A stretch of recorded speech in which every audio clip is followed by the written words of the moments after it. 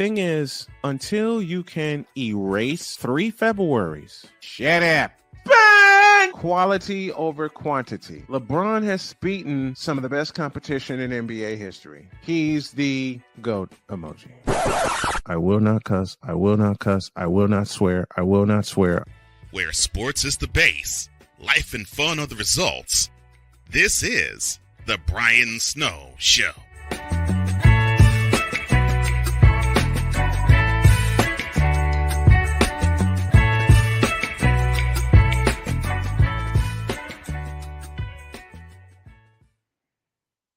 I keep forgetting to push the right button. Good afternoon, everyone. Welcome to this edition of the Brian Snow Show. Happy to have you with us. I must inform y'all, not feeling all that great, and it's my own fault. And I think I'm going to use this this first segment to just like be real with everybody.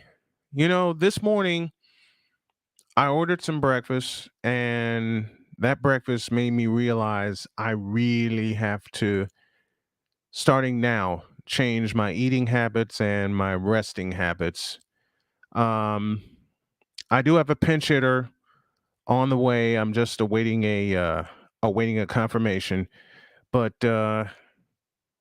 this is one of those times where I just have to be honest with myself, and I just have to be real with everyone here.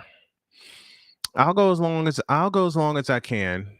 But the person that hello, Pumpkin, that I possibly, where'd he go? Will have pinch hitting for me is Chris Dietz. He said that he's around, so I think I'll have him sit in for me um after the first break or the second break or whatever. Uh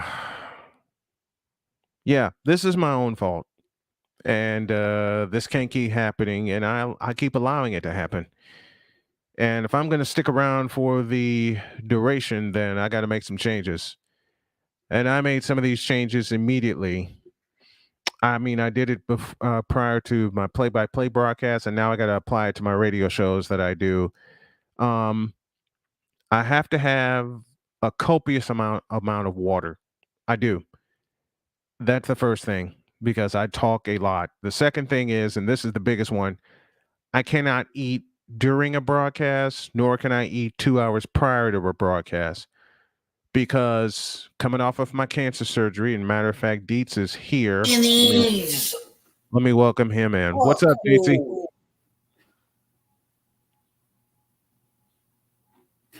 Why are you looking so surprised? Hey, what's up, man?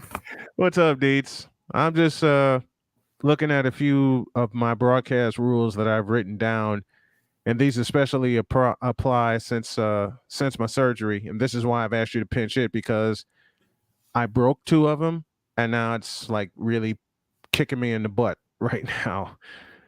And I gotta listen to my body. I'll take y'all through the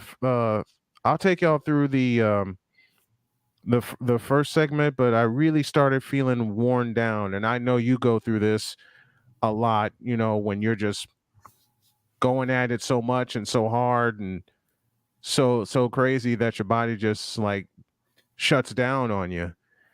This is, for me, this is one of those times, and this is finally the time where I can kick caffeine in the rear end, because I think that's the reason I've been so out of whack lately. You gotta listen to the body, man. Yeah, there's nothing else. I mean, you could say, "Oh, I can power through it," but your body's gonna just tell you, "No, you're not doing it." Mm-hmm. And I have that a lot. I had that on Sunday. I literally woke up and was gonna do a July 4th edition, and it was pouring rain out. And I said, and I just looked outside and I said, "Nope, not going out there." And that was it. And the funny thing about that is I was like, "Nope, not doing it." Went back to bed, woke up at 2:00, and it was perfectly sunny out. And I was like, good thing I went back to sleep. Right. Yeah, I realize this now, being where I am, and since where I've been in the past couple of years, um, I can't power through stuff anymore. Especially when I put this headset on, I can't power through it like I once upon a time could.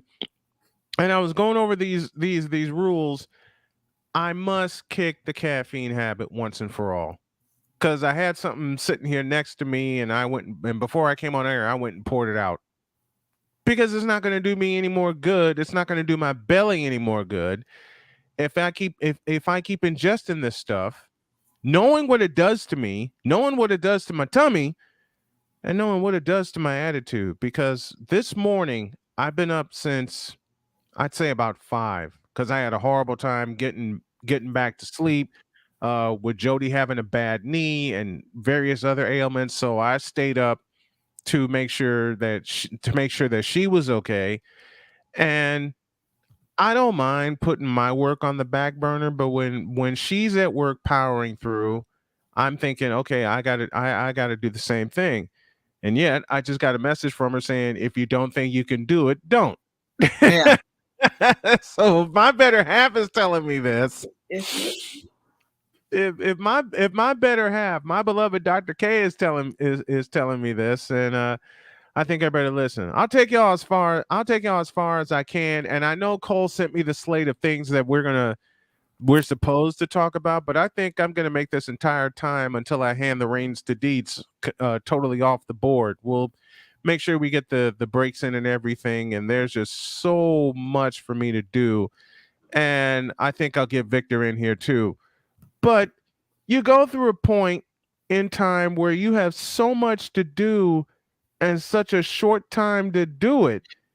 It's like you look, I got 2 notebooks on my desk, plus my tablet, plus my phone, and all of it is full of lists of things I need to do to keep my stations up and running and make sure I follow all of my protocol and everything. It's one of those points where I finally realize I can't wing it anymore. I got away with it, but I can't wing it anymore, man. I just can't. I wish I could help you there. I used to do the notebook thing. I used to have everything scripted out, and I found out what I found is that whenever I scripted everything out, I'd end up off the rails anyway. So I said, scrap this. I said, listen, I'm just gonna go. I'm just gonna go. And the only things I have in front of me are the list of things off the air that I need to do. That script I must adhere to. My rules for eating and for what I can consume before I go on the air, that I'll adhere to. But when it comes to talking on the air, man, I can't adhere. Look, how long have you been riding shotgun with me? You just roll. You just go. Just go. Because once you go off the rails, there's no sense getting back. It doesn't make any sense to get back on. Just stay off the rail and just keep going. Chris Deeds joining me this afternoon. Going to get Victor in here in a couple of minutes, and I think we're just going to take this whole show off the rails today, because it's like you said. Once you go off the rails, why are you going to waste so much time getting back on it? It's it's the only time it'll take. This is the only time it may take away from the fun. It's right before a holiday. But you've ridden shotgun with me 7 years now, covering college football and covering sports in general. I've been on your shows and you on mine. You know this to be true. Whenever you go off the rails, forget it. That's why they make off-road tires. You know, they're not made for getting back on the road. They're not made for that. They're just like we're not. Once we get off the road, that's it. They're made for every other terrain except the terrain you're supposed to be on. That's why they call them off-road tires. All right. Give me your thoughts on some of the things that happened over the course of the weekend. Matter of fact, I'm just going to go ahead and hand the reins to you right now. I got Victor on the way. I'll check in when I can. Ladies and gentlemen, I'm going to step away. Chris Dietz will take you part of the way. I'll try and check back in. Dietz, it's all yours. All right. Well, let me jump in here, and let me start this by saying a lot of the stuff that I've seen lately has been talking about. I've tried to get talking about expectations and why they're so important, why we make them. And I'm working on my next Setting the Scene, which is my entertainment show that I do. And I was thinking about how we form our expectations. And I came up with a good soliloquy for this. And it's, sometimes it's just a feeling that we have. But sometimes it's your circumstance. Like if you're at home or if you're at work, I work 12-hour shifts. So I work a 12-hour shift and I come home and I'm like, I want a steak for dinner. And I'm thinking about steak all day long.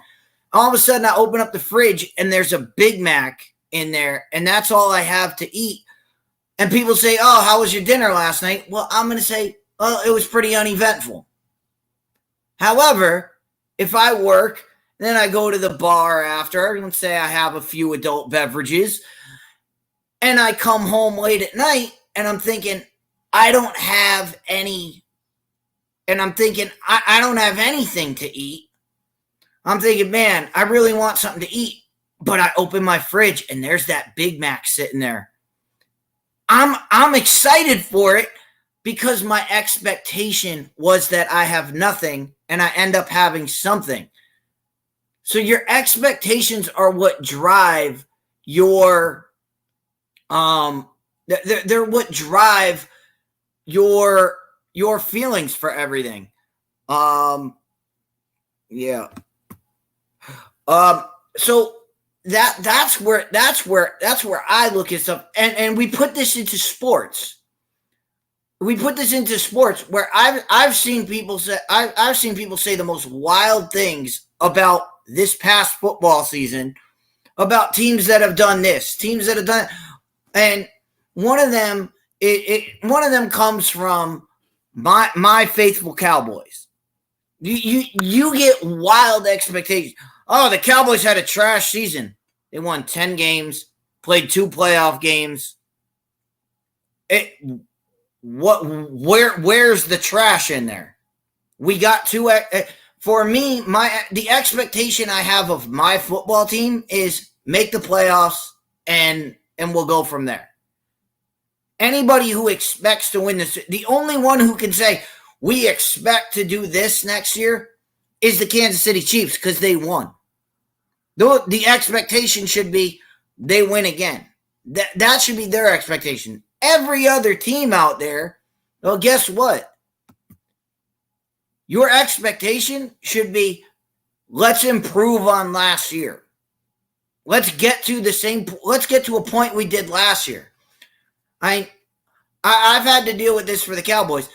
I've had to deal with this from analysts who have said, oh, the Cowboys won't even make the playoffs next year.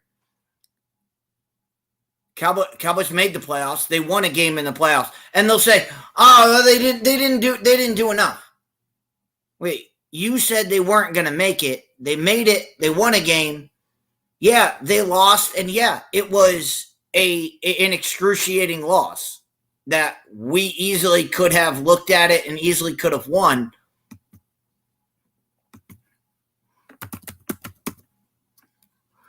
I'm just sending a message to Victor.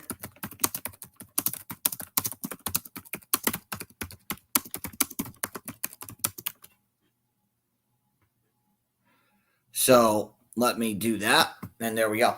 But that's what I'm saying is, that's what I mean by expectation. What did you expect? If you expected the Cowboys to make the Super Bowl, I would have told you you're crazy. If you expected the Cowboys to make the playoffs, well, that was my expectation, and they exceeded it. So I, as a fan, was happy.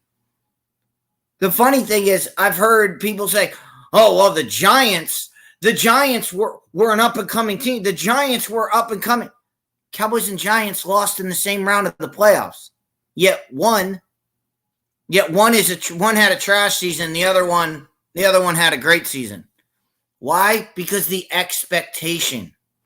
our expectations were lower for the Giants. There were people that said the Giants wouldn't win 5 games last year. Well, they exceeded that by making the playoffs by winning a game. That's just what happens. But again, your expectation was different. And we have that. You can look at that in all sports. You know, I go to the bar. I talk to Yankee fans all the time. Talking to Yankee fans is like, talking to Yankee fans. Oh, we didn't win. We didn't make the World Series. It was a bad season. Really? You made the ALCS, dude. Like you lost to the eventual world champions. There's no shame in that. The Yankees right now are playing that mediocre baseball because half their lineup's injured. But you have people talking about, oh, they should fire this person. They should do this. They should do that. How about get your guys healthy and then see where your team's at? So that's what I'm talking. That's what I'm looking at. And it goes into everything. We could keep it on sports and we could talk about sports. But for me, the way I was looking at expectations is the new Marvel show came out, Secret Invasion. I don't know if anybody's seen it out there. If you haven't, guess what? If you haven't seen it, God bless you. But I will tell you this. My expectation going in was as low as it could be based on the fact that the last show they gave us was She-Hulk, and it was the worst show I've ever seen in my life. So going into this, I was like, all right, well, let's see what happens. I was expecting to be bored out of my mind, and I ended up watching the entire first episode. So my expectation of it, when I reviewed it, my review was, well, it kept my attention. It was better than I expected it to be. And that's what made me think, I'm seeing all these people talk about, it's a boring show. It's this. Does it have its flaws? Yes. It's like any Marvel project. It has its good moments. It has its bad moments. But if your expectation was that this show is going to blow you away, you would look at it glass half empty. When I look at it, and I was expecting nothing, and it kept my attention the entire episode. So I'm okay with that. And that exceeded again, expectations are what drive us. If we're not in this business to make to call expectations, but we have to be realistic about it. We have to be realistic with what we're saying. We can't just come out here and say, and say any old thing. I don't care. If you believe your team is Super Bowl worthy, all I need to know is why. Why? Why do you think your team's going to be better this year? Why? What improvement? That's the one thing I ask Cowboy fans all the time. Cowboy fans, everybody knows Cowboy fan out there. Typical Cowboy fan is our team's going to the Super Bowl. I look at them and I say, why? What improved from last year to this year? What grand improvement did they make? If you can give me the grand improvement, I'll buy into you. I'll buy into, all right, you think they're going to go there. That's what I always ask people. Whenever they give me an expectation, whenever they give me, oh, my team's going to make the Super Bowl, my first question is why? And if you have a reason why, then if you can give me a reason why other than, well, it's not last year, it's a new season. Okay, well, I need to know why you feel this way. Like I said, as I just told Victor in the chat, yes, I'm on the screen here, but I have no ability to control any of the stuff. I have none of the stuff here. I can't bring anybody in.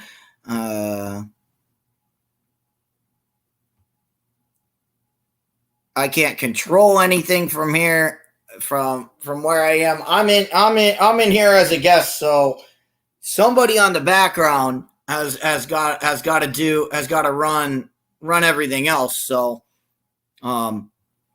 because I have no, the link I got is a guest link, so I don't have access. I don't have access to the banners. I don't have access to anything right now.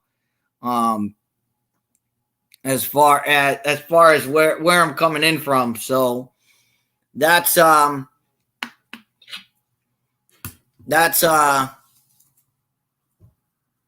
I got going on here, because let me see.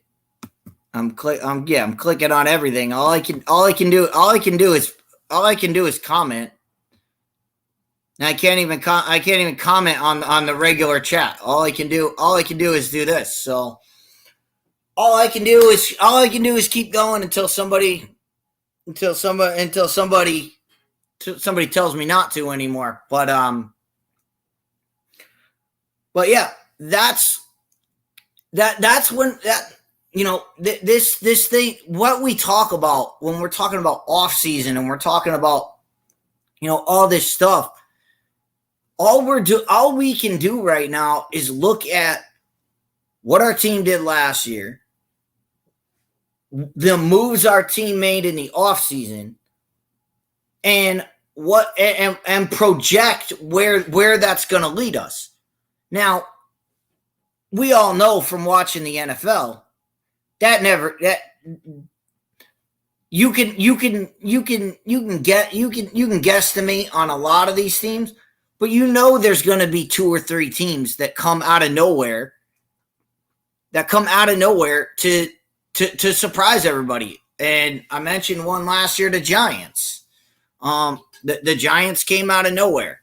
The Rams had significant injuries. They fell off trying to repeat as Super Bowl champs. So you can do a bunch of different things, So your expectations are what should guide how you feel about the season. It should never be about, oh, your season ended. It should be, how did your season end? Did you have control over your season? Did your team go farther than you wanted them to? That's all you can do as a fan. As a fan, all you can do is sit there and say what your team is. So I don't know. How the hell are we gonna know? Oh shit, me. The lawyer's on the door. No, just you run the lawyer. Yeah, don't worry about it, idiot, because he's coming. From there? Yeah. Victor, There we go. Victor, what's happening? How are you, Deets? I'm doing well, man. So Well, let me be the first to say to you, happy 4th of July, as we are on the 3rd, and with tomorrow, the big day coming up. yes, indeed. Happy 4th of July to you as well. I'm so glad you started off with expectations, because that's been something that goes in so many different avenues. We talk about from a sports perspective. I'm so glad you brought up the whole of, we're going to Super Bowl. Okay, why? What did you see that makes you think that your team's going to go to the Super Bowl next year? You understand what I'm saying? Yeah. That's always my first question when somebody says, "Hey, we're going to the Super Bowl." Hey, even if I talk to a lot of people. I talk to a lot of people out there. I talk to a lot of, I have a lot of Eagles fans who we're going to the Super Bowl next year. I'm like, all right, and how's it going to be different than last year? How's it going to end differently than last year's Super Bowl? Oh, it just is. And the one I get is, oh, it just is because we're going to have a whole year to gel with each other. And I'm like, that's not going to change the outcome of next year. Everybody else is going to be it's one thing to be the hunter and it's another thing to be the hunted. Yeah. It's a totally different. Ask the Rams how that feels. Like it's one thing. It's why it's so hard to repeat. Yeah, it's one thing to get to the mountaintop. It's a completely different monster to stay on the mountaintop. You have now people know who you are. They know what you're about. So they're going to start coming for you, specifically coming for you. It's happened with the Bulls back in the 90s. Every team went from, we're just trying to place to, we need to come for the Bulls. We need to come for the Bulls and knock them off that throne. And it happens with every team. Same thing with the Pats. The Patriots became a top tier team. Everyone said, we got to find a way to beat the Patriots. So in expectations in sports, it's always got to be tempered with some sort of realism, with realistic thought. I would love if the Cowboys went to the Super Bowl every year. But what did they have? What do they have that makes me think they're going to make it there? Right now, nothing. They're in a bad spot. Can they fix it? Yes, but they're going to have to realize the problems before they can fix them. Yeah, and that's the hardest. That's the hardest thing for hardcore fans to get behind. And I know you've talked to them. I talk to them all the time. The Cowboy fan that is, we're going to the minute the Cowboys lose to San Francisco next year, we're going to the Super Bowl within 15 seconds. Why? How are you going to fix what you did wrong? How is that going to get fixed? And no one has an answer. They never have an answer to that question of, all right, why? What? Oh, we're doing it because we're the best team. Okay, well, that's not going to work. That's not going to cut it. Right. You have to have a significant plan in here. Are you going to run the football more? Are you going to be a balanced offense? Are you going to open up your offense more? Yes. With the Cowboys, it's more. I would like to see more running of the football. I would too. More protection of the football.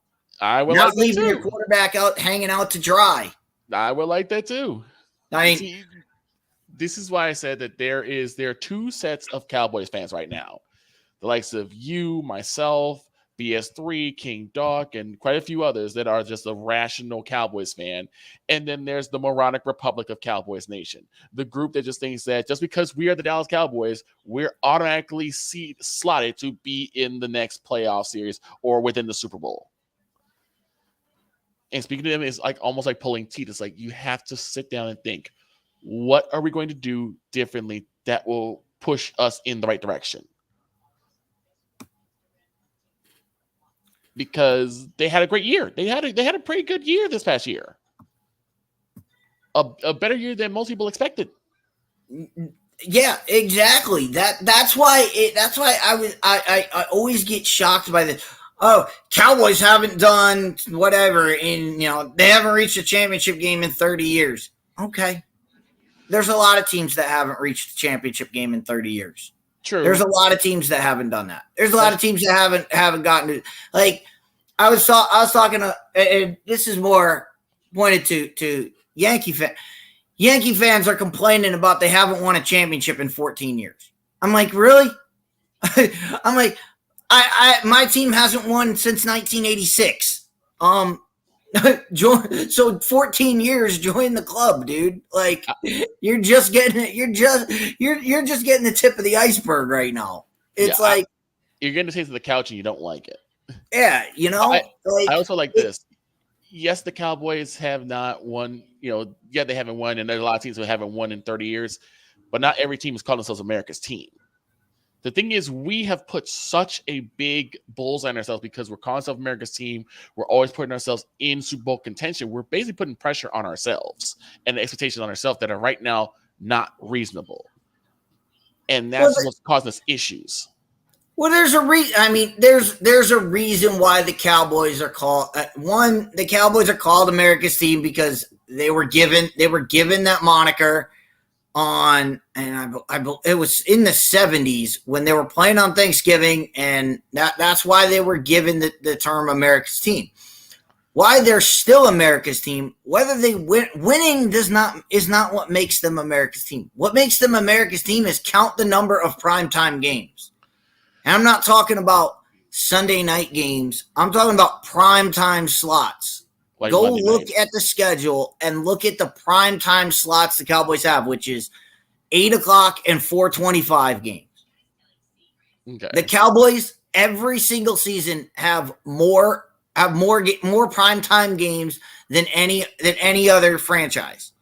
That's what makes them America's team. It has nothing to do with the win-loss record. It has nothing to do with the championships. It has to do with the fact that the NFL promotes them and puts them in the slots. I mean, what do they call it on Fox? America's Game of the Week. Fair. And that's the Cowboys more times than not. Is they're in that slot more times than anyone else. True, but And that's what makes them America's team. And again, that's what America is. We're talking 4th of July. That's what America is. Everyone is watching what we do. Everyone is. And you could talk to anybody in any realm, in sports, in entertainment, everybody's watching what America does, and then they do the rest. That's why the Cowboys are America's team. It has nothing to do with the win-loss record. Okay, fair point. But wouldn't you want the America's team to actually be producing a really, really good record and winning? Because look, I don't mind you being America's team because you're on the TV a lot, but I'd rather you not keep sucking it up on the field or sucking it up on the court every time I see you on TV. It's gonna put a sour taste in my mouth. Oh yeah, and I look, nobody. Would I want the Cowboys to go 16 or 16-0 and eventually 19-0? Yeah, I would. But guess what? That ain't happening. If that's your expectation to go undefeated, that's unrealistic. You're right. You're absolutely right. What I expect, and again, we're going back to expectations. Mm-hmm. My expectation for the Cowboys is just play a competent football game. Don't lose the football game. That's where I was going. You can get beat. You can get beat by another team. Just don't lose it yourself. And I'm glad you went there because my whole thing is that those two games against the 49ers, the reason why they're being, why people show them as being the show of idiot Cowboys is because of just the mental errors. Now, if they lost a close game against 49ers, it's like, well, the 49ers are a better team. I can't get mad at my Cowboys for losing to a better team. That's just what happens.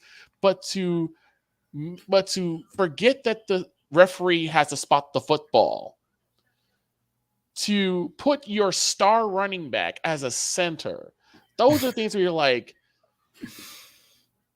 did you not want to win the game? Were you just trying to lose and waste everybody's time? I mean, for me, it goes all the way back, and the play is stuck in my mind. To me, it goes back to the second quarter of that game. Yes. Where the Cowboys had a chance. All they have to do is run the clock out, kick a field goal, and they go into halftime with the lead. Mm-hmm. Instead of running the ball and running time off the clock, no, they throw a pass. Dak throws a pick. 49ers go down, kick field goal. They have the lead at halftime, and we know we know the rest. We know exactly. the rest. Exactly. It's like if you play a competent game and you lose to a better team, you just lost to a better team. No shame in that. But the mental errors are what's driving us crazy. And then for someone to sit there and say, well, we got them next year. If you can't sit there and fix the mental errors of this year, how do you expect to go back next year? You got to start from 0-0 now. Yeah. And it's, you know, I mentioned it before with our expectations. One, you know, the first one was what we want as opposed to what we get. As I said, like if I want a steak and all I have is a Big Mac, yeah, I'm going to be deflated. Mhm. If I want anything and I think I have nothing and I see a Big Mac, I'm going to be excited. Yeah. That forms your expectations. It's also about what you see. Mhm. What you see. If you open up that container to the Big Mac, you open it up and everything is stacked up nice. Everything is stacked up. Everything is good. Everything looks good. Mhm. You're gonna go, oh, that's awesome. Right. However, if you open that case and all of a sudden, and, you know, the bun is falling off, the burger's all over the place, lettuce, tomato are all over, you're gonna go, oh, this is garbage. I don't want, you know, and you already have that in your mind going in. Right. So what you see affects how you feel about the product, Right. the product. It's like if you go to McDonald's and say, hey, I want a Big Mac meal, and you get that Big Mac meal, you're like, yes, this is what I asked for. But if you get a Big Mac meal and they give you like a veggie burger, you're gonna have a problem. Yeah. So again, expectations are what you want, what you see, but they're also what you feel. Mhm. If you come home and if you're a McDonald's fan, Mhm. and you come home and there's a Big Mac, you're like, all right, I'm excited, Big Mac. However, if you're a Wendy's fan And you get a Big Mac, and there's a Big Mac sitting there, you're already going into it with the feeling of, well, this isn't as good as Wendy's, so because you're not my favorite, so you're already forming an expectation going in. right. These are the things that we do, and we do it in sports all the time. We see, you know, we see a team play like garbage one week, and we go, oh well, I don't expect them to win the next week, and that forms our expectation of. Think about last year with the Bears. Yeah. You saw that first game against The 49ers. Yes. against. Yeah. Oh my God, they beat San Francisco. We expect so much out of this Bears team. Yeah. Then you look at the rest of the season. Well, most fans saw that and said, okay, they took down. Now, again, most fans were like, oh my God, we took down San Francisco. We're gonna do some stuff. But me, I'm like, okay, terrain favored us. Not the best person to go against. And it was pretty much a tale of two halves, where the Bears were able to capitalize on some of the mistakes and make do with what they had. The problem with the Bears was they were too inconsistent, and they would always do, again, like the Cowboys, something boneheaded. Like when they went against Minnesota and they get an interception that takes them down the length of the field, and just because he decides, I'm going to keep going and not just step out of bounds, fumbles the football inbound so that the Vikings grab the ball back, is like, there's a certain point of like just being mentally aware of what you're doing. So my expectations for the Bears was, if we finish middle of the road, I'll be happy. But we got destroyed by Green Bay. We got destroyed by Minnesota. We got destroyed by the Lions. It was not fun to be a Bears fan. But I do understand your point that when you see a game like that, oh my God, we're going to do it. It's the same with the Cowboys. When they beat Tampa Bay, everyone's like, oh, this is it. We're going to NFC Championship because we're going to be able to finally right the wrong of losing to the 49ers because we beat Tom Brady. We beat Tom Brady, and we forced an interception for the first time in what? Almost 11 years? for Tom Yeah. Brady. So it's like, we're going to do it. We're going to go all the way. And then the divisional round happened, and we know what happened there. Yeah, and just projecting it onto this year. Look at how they're setting this up. I mean, everybody is talking about. Everybody's talking we're talking about the NFC North here. Everybody is putting so much expectations on the Detroit Lions. just let that sink in right now. The Detroit Lions are playing opening night against the Kansas City Chiefs. Mm-hmm. And everybody said when I first saw this, I just laughed and I was like, "Wait, what are they doing? Why? Why is this happening?" Because the Lions had such a good season last year. The Lions had such a good season, they missed the playoffs. Well, everybody in the NFC North pretty much missed the playoffs. Let's just put it that way. Just put it that way. The Lions had such a good season, they missed the playoffs. But they had such a great season. Pretty much every NFC North team missed the playoffs. But like, you get my point here. I get they your point. missed the playoffs, and everybody's thinking, well, they're on an upslide. Why? Because they've been the Detroit Lions for the last 30 years. That's so almost making the playoffs is a great feat for them. It's a situation of just trying to find some silver lining. The Lions, like I said, have been the Detroit Lions. They were the team that was 0-16 for a while. I mean, we have played this game, and we're gonna play it on Fifth Down Sports. We're gonna play it on the Fifth Down Show when we get to our season.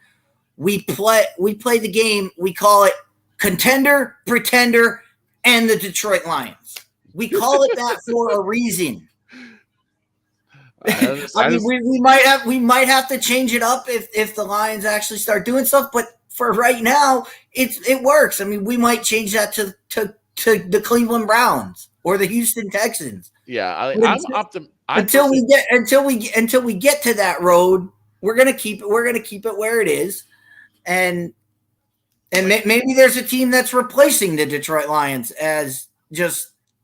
But until the Lions are consistent playoff contenders, I'm not changing this. I'm not changing that rule. Yeah, I'm actually quite optimistic for the Lions, only because I've seen them actually doing what we've been asking for, which is running the football, protecting the passer, being able to do things that actually has been shown and proven to win championships. I'm not saying they're going to be Super Bowl contenders this coming year.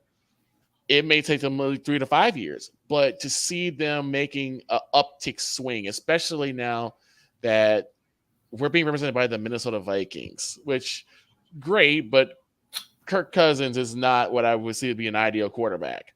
And we're finally rid of the shadow of Aaron Rodgers, who is now gone to New York. So it's like, now we have an opportunity to actually see some better play, and maybe the Lions can do it. Maybe the Bears can do it. Who knows? But I do agree with you when we say the Lions have been the Lions for so long that just a small smidge of an uptick swing, small smidge of an improvement is giving people hope. It might be false hope. But I only bring that game up because that's going to be the opening game of the season, and it's going to tell us everything that we need to know. Yeah, it's going to tell us everything that we need to know about the line.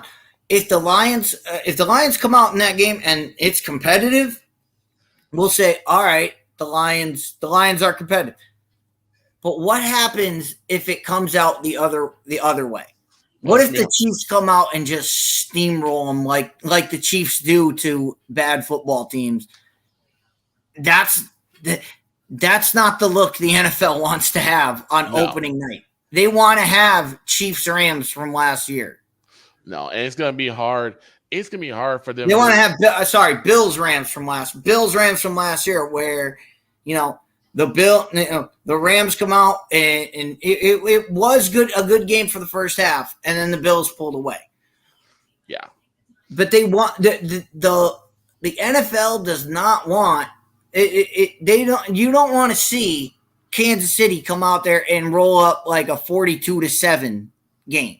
No, because that could. You're talking about a Lions team that everybody's got such high expectations on that if that happens, all of a sudden you're gonna see, well, the same old Lion. I mean, I see Ryan McCarthy in the chat. How many times do we hear same old Jets? And I hear it all the time here because I'm around Jets fans all the time. And anytime the Jets start off well, they're like, oh, all right, Jets are doing well. And then all of a sudden, once things go bad, all you hear on the radio is same old Jets. Same thing with the Bears.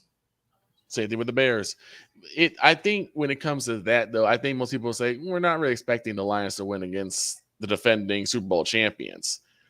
I mean, if you are, you're delusional. No, you just want them to look competent. Exactly. That's all. That if they keep it under the spread, you're going to be like, oh wow, amazing. Right. Okay, I see them actually possibly doing something. But I mean, if you're thinking that they're gonna, I mean, and even if they get steamrolled, most people say, well, they're the Super Bowl champions. So it's kind of like having a mouse go against a lion and expect the mouse to win. It ain't gonna happen unless it's like in Disney. So it's like, I don't see that happening. So yeah, that's my take on the NFL because like I said, I've heard so much about like I said, I've heard so many people ragging on the Cowboys for the last since the this offseason. I've heard more people saying oh, what the Cowboys did last year was trash, and I was like, I didn't even think they would make the playoffs. So when they made the playoffs, I was like, all right, good. And then to win a game in the playoffs against Tom Brady, yes, it was against a depleted Tampa Bay team, but still, it's a road playoff win. You take wins where you can get them, especially in the playoffs. I would say if I had bet money on that game, I would have came out at least with a good couple thousand because no one else believed the Cowboys were going to win the game except for me.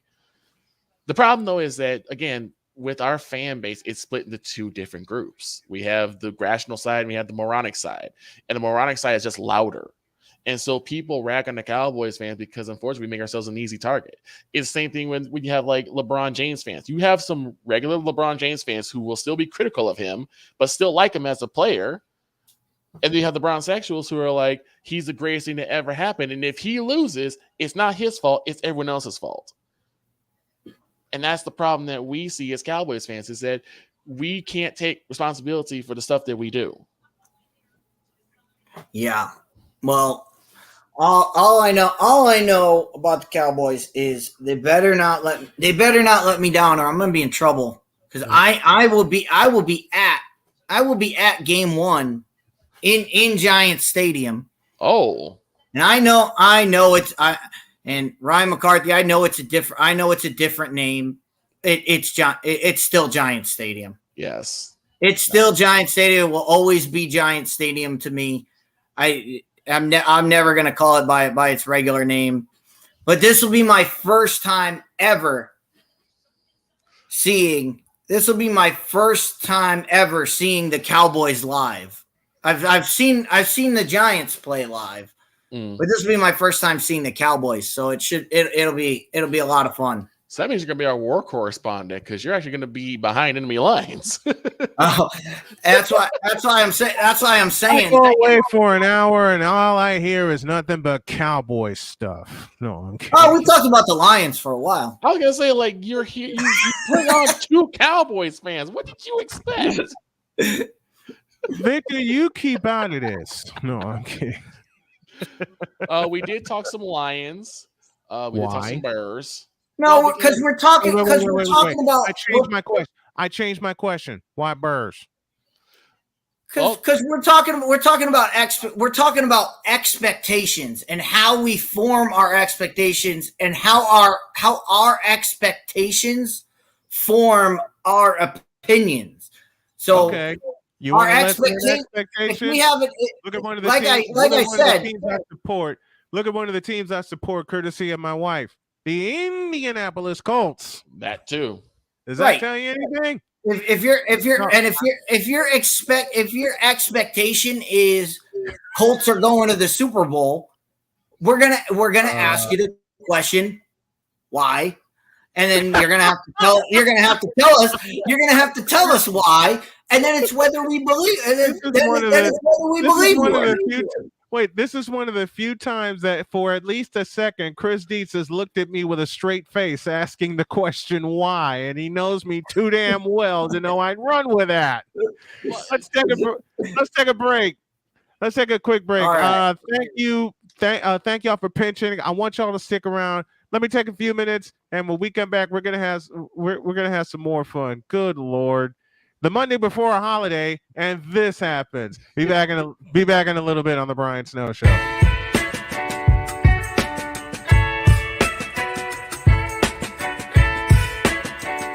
The thing is, until you can erase 3 Februaries, shut up. Where sports is the base, life and fun are the results. This is the Brian Snow Show.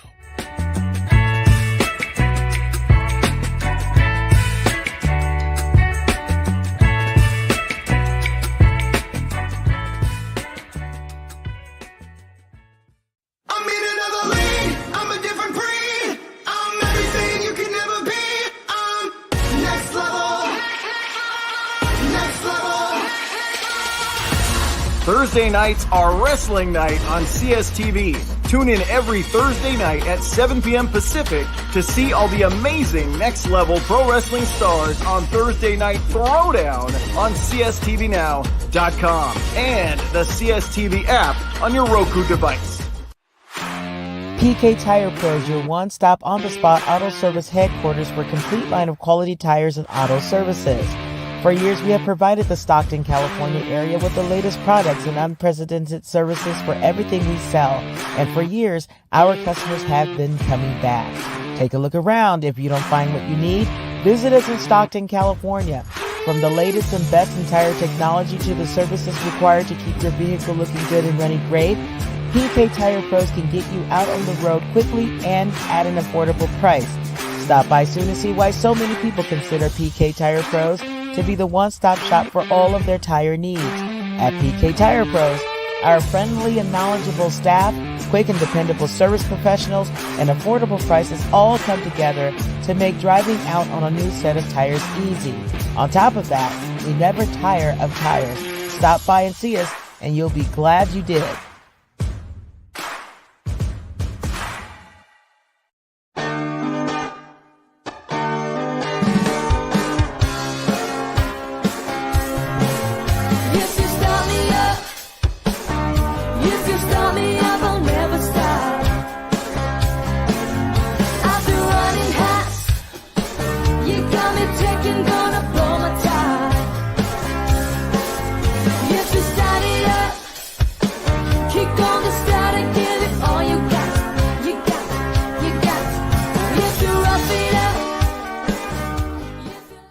Where sports is the base, life and fun are the results. This is the Brian Snow Show.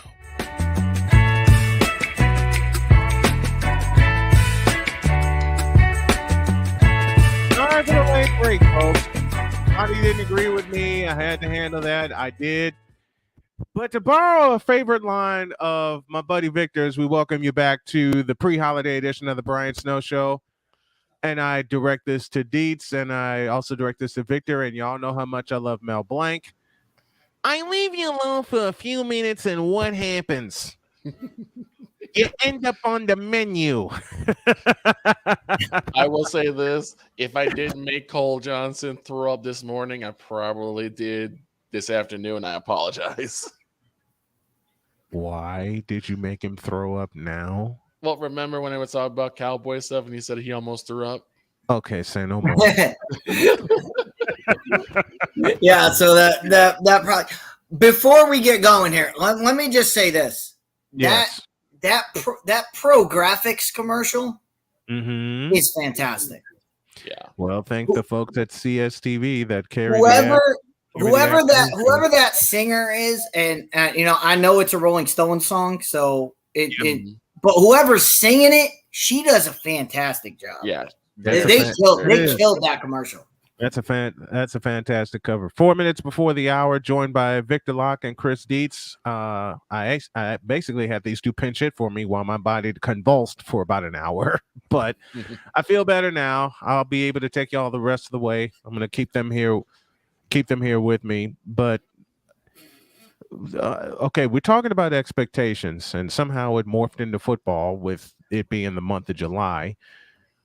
Why does expectations and Bears go in the same sentence? I don't know. Because right now our expectations of this to me. Our expectations of the Chicago Bears right now is like touching the Earth's core right now. It's that low. In other words, you're expecting a miracle. We're expecting a miracle, expecting divine intervention, expecting something. Well, the expectations are all over the place. I've seen reports of will Justin Fields win the MVP, and I'm like, if that's your expectation, it's gonna fall way short. How about just win some game? How about just win some games first? Thank you, Victor. Will you say that again, please? He's gonna win the MVP. Wait. Who told? That's what I'm waiting for. Say those 4 words again. Who told this lie? Look, I got a better. I have a response that's on par with that. Justin Fields winning the MVP. You fool! Well, here's the thing. Let him, like you said, Steve, let him win some games first. Let him actually have a competent offensive line in front of him, for goodness sake. Let him have a competent coach. Yes. Let him have a competent offensive coordinator. Pennywise, I'm talking to you. Oh God, do not let Pennywise anywhere near Justin Fields. But it's just he's already ruined one quarterback. Yes, it's maddening. People are having these type of expectations. Like, come on. Let him have a competent. I got one better. I got one better. We're talking about the key word for today. Thank you, Chris Dietz, is expectations. You want an expectation that I actually read when I was, for God's sakes, help me, perusing social media? Why would you do that? Why would I do that? 1, because I needed to kill some time before my wife got home, and 2, it concerned football. Oh boy. There's an expectation, and I know I'm going to make Dietz crack up laughing when I say this. I'm going to make listen, I'm going to have a myriad of emotions. I'm going to make Dietz crack up laughing, and I'm going to make Victor throw up in his mouth. Okay. When I say the following, quote, the Bears are looking at a, God help me, 12-5 season. That's close quote. I like to start off by quoting Mr. Stephen A. Smith by saying, stay off the weed. Oh, this is what you're looking for. Stay off the weed. I'll couple it with again, that. The next question. The only thing you can respond to that is why? Why? Why and how? How? Well, Shane, I'm not making. Shane, I'm not making this up. Is insane. That's insane. Yes. Listen, even with the quarterback problems of my beloved 49ers, I can expect a 12-5 season, because I'll say it again, and Dietz has heard me say this. Even with the bad luck of Sam Darnold, he has something that he hasn't had in his career: weapons. Okay, let's look at this. Let's do this critically. Let's do this critically. Uh-oh. So let's when Victor say talks that, critical, I listen. Let's go. So let's say that we're gonna have the Bears go 12-5. How? So that means that the offensive line is stellar. Better idea. Start your sentence again. And this is where me doing my audio production makes everybody laugh. Do it again. Do it again, So- Victor. We're going to say that the Bears are going to go 12-5 this year. No.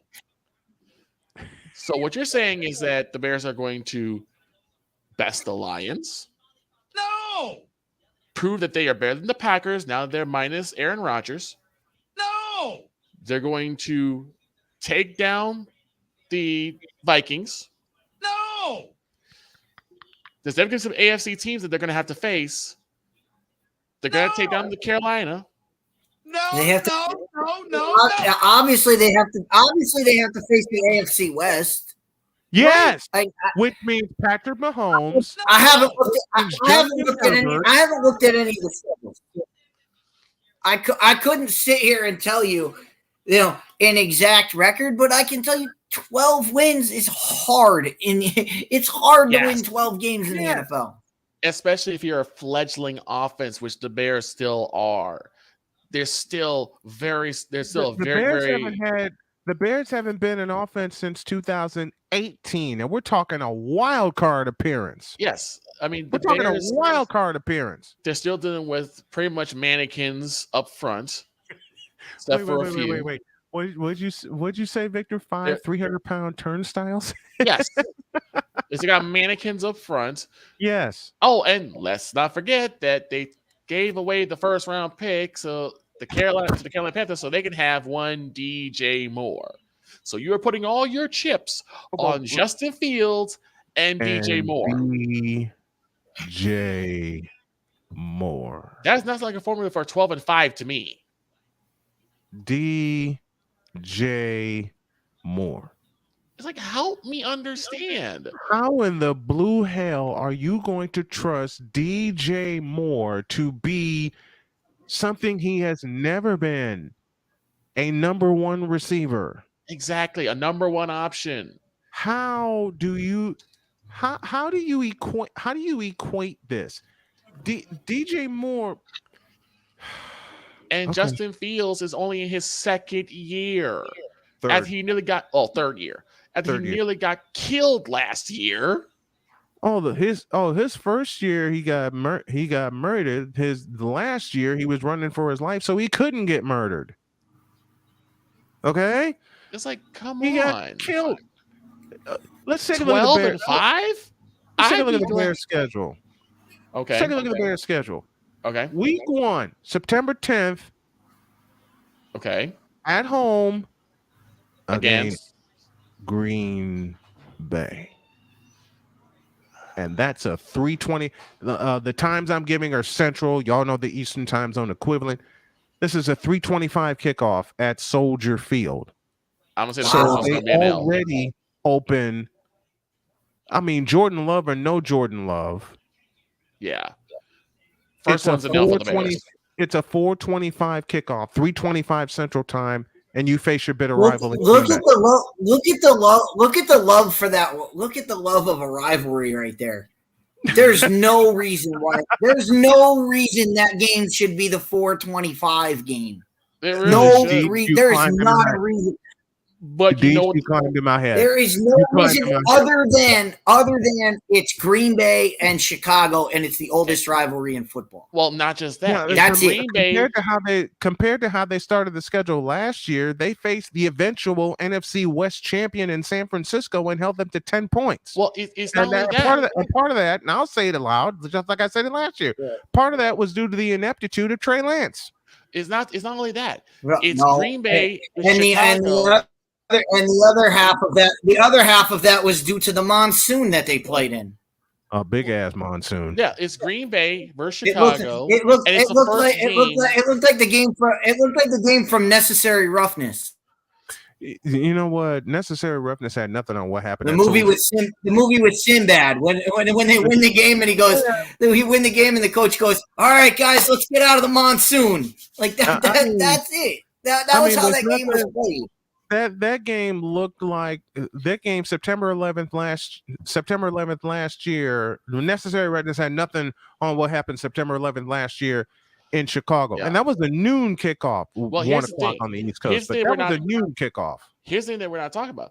It's Green Bay, it's Chicago, and it's the first game for Green Bay without Aaron Rodgers. So everyone is making this big hoopla because it's like, well, the Bears could possibly win this one. The bad man is gone. So now the Bears can win. Okay, take a look at the first 5 games. Okay. They host Green Bay at, L. and I'm going to give the Eastern time zone and the Central equivalent. 4:25, they host Green Bay. That's Nell. Moving on.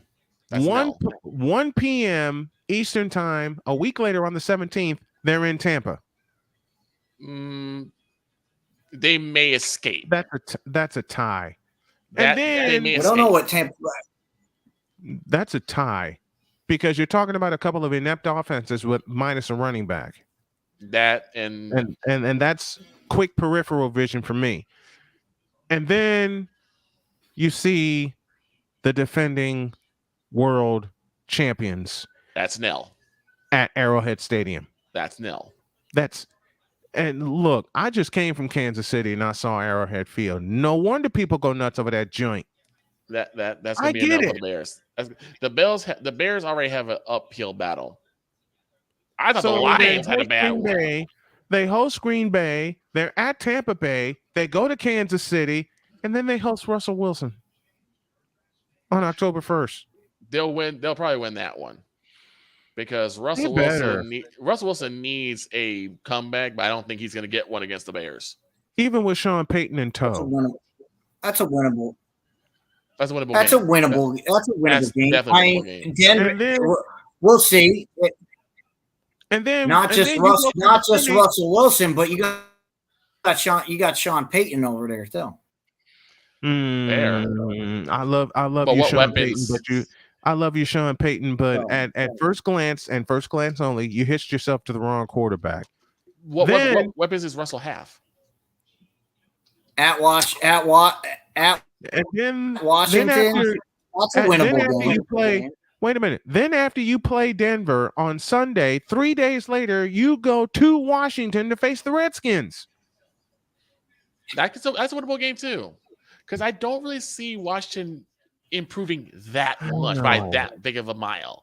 I Like that, know. A half a mile would be great, but we're talking about the Redskins.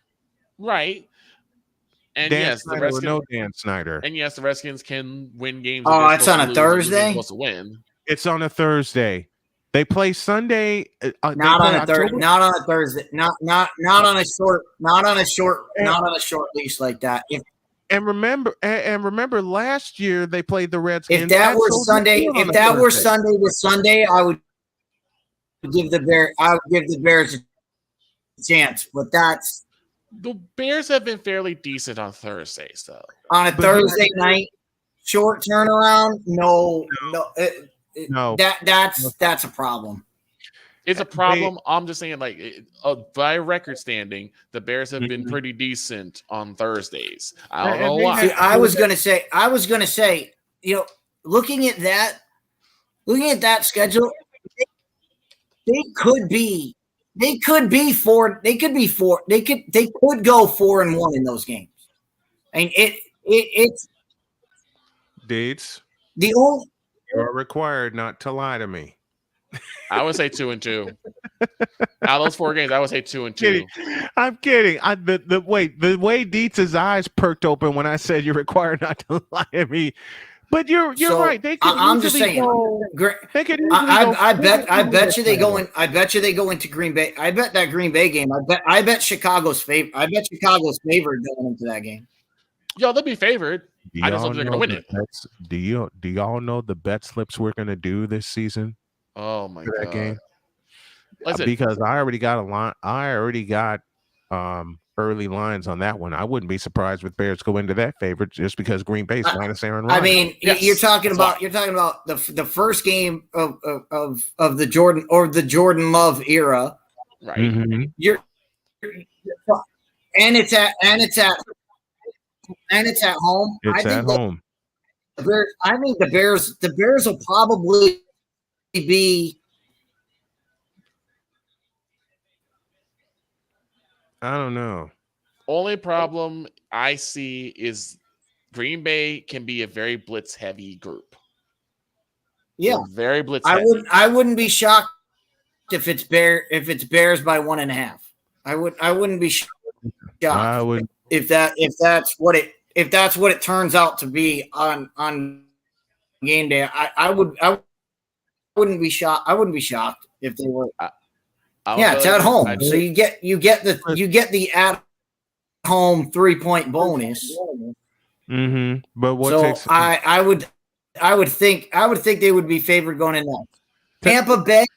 Take a look at the next yeah, games. it's a problem, but Mm-hmm. how much do you believe in Baker? How much do you believe in Baker Mayfield?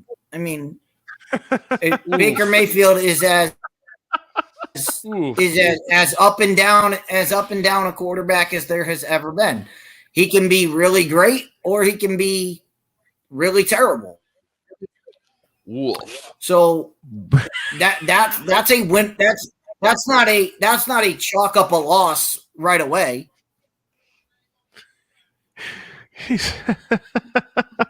That's all I can say is wolf. Kansas City, we can chalk that up as a loss. That's a 40. Denver's not a great team, but I expect them to be better.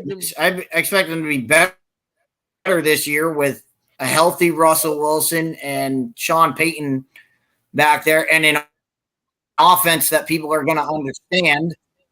Mm-hmm. An offense that the players are going to understand, because apparently they didn't understand the offense last year. So Denver will be better, but that's a winnable game at home. And Washington, like I said, I would have said Washington's a winnable game if it wasn't on Thursday night. Then you got then they host Minnesota. They could start 4-1. I see him 1-4, and that one's a bear, and that one is barely possible. I would say 3-2. Then they host Minnesota. They host the Raiders, who have. That's why you always have to look at these schedules. But to expect them to be 4-1, absolutely not. As easy as they could be 4-1, they could easily be 0-5. Yeah, Mm-hmm. I would say 3-2, but then you got to go to Minnesota. I think they could take Minnesota.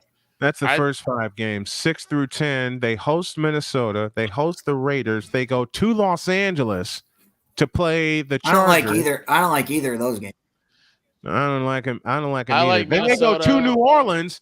Week 9, they go to New Orleans. The side of that last playoff game. They go to New Orleans. Oh, and look, you know that Saints are looking for blood, because they have not forgotten the fact that when the Bears won, Raiders have a ton of problems, but none of them are on offense. True. When the Bears beat the Saints, the biggest problem they have on offense is the play caller, or lack thereof.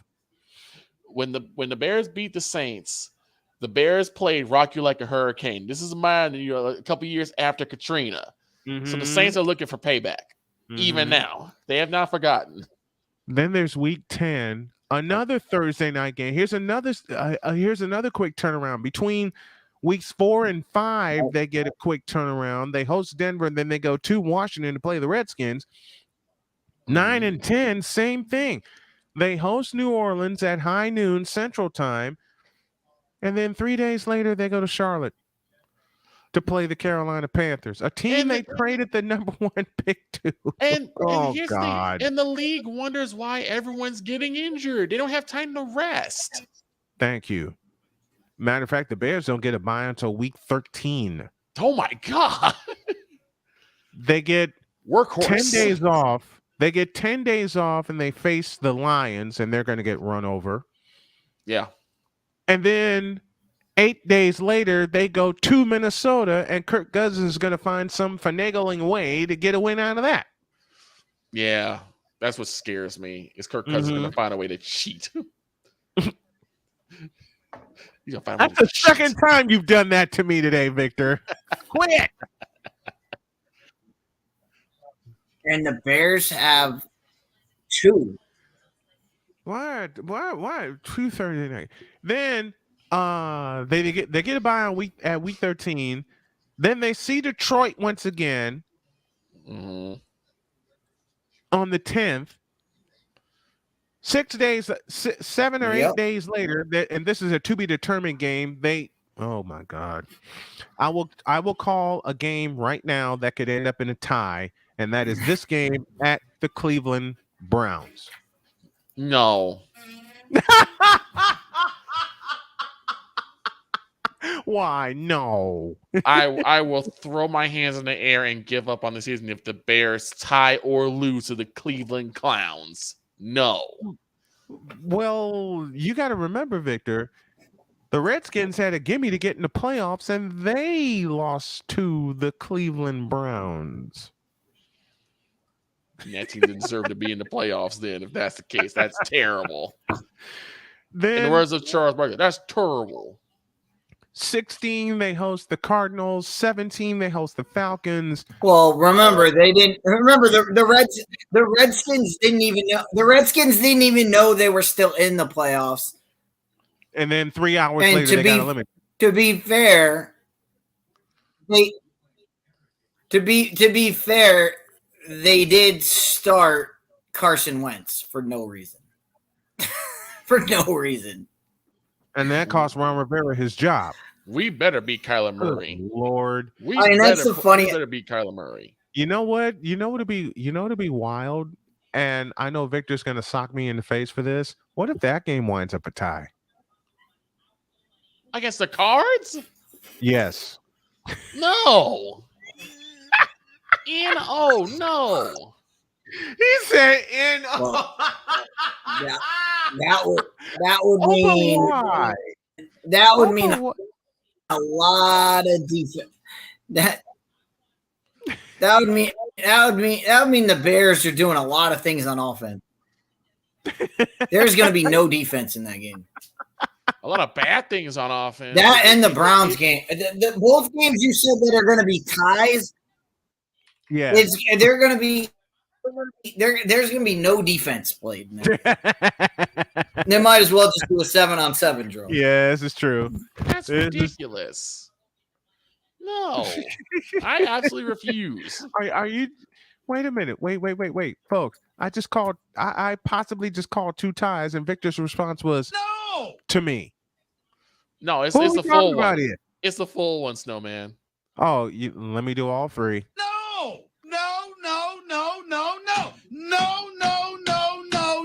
And Exactly. in essence, even though I've never smoked a day in my life, Victor's also telling me Stay off the weed. Okay, think about this. The Arizona Cardinals, who is infamous for having a quarterback who would rather play Call of Duty than play football. and he plays like booty when he comes out. Exactly.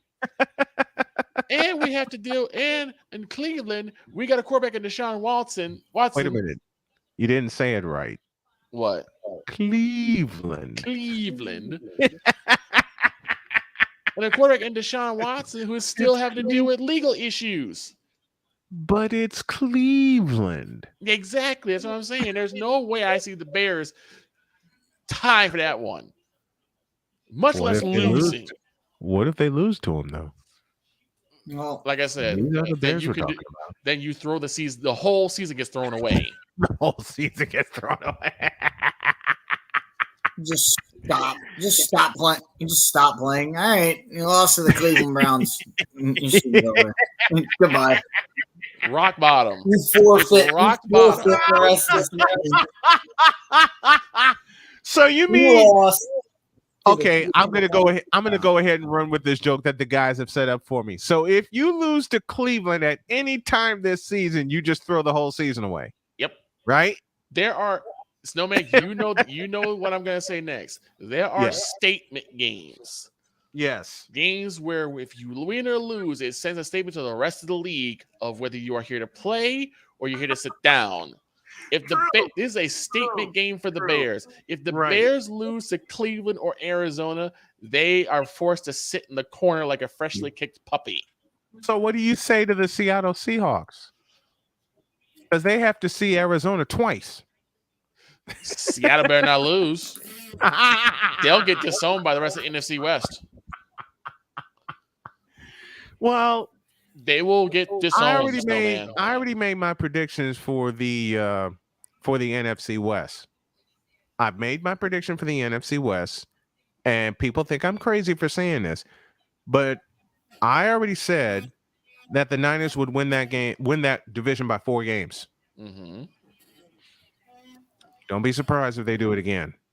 Speaking of Cleveland, let's take a look at their schedule, shall we? We'll take a look at this schedule, then we'll go to a break. Oh, boy. Week 1, they host Cincinnati. Cincinnati's winning that one. That's a loss. Take a listen to WKRP in Cincinnati. Yes. All game long. But I love you at the same time. Week 2 on a Monday. You ready for this? So they start on a Sunday.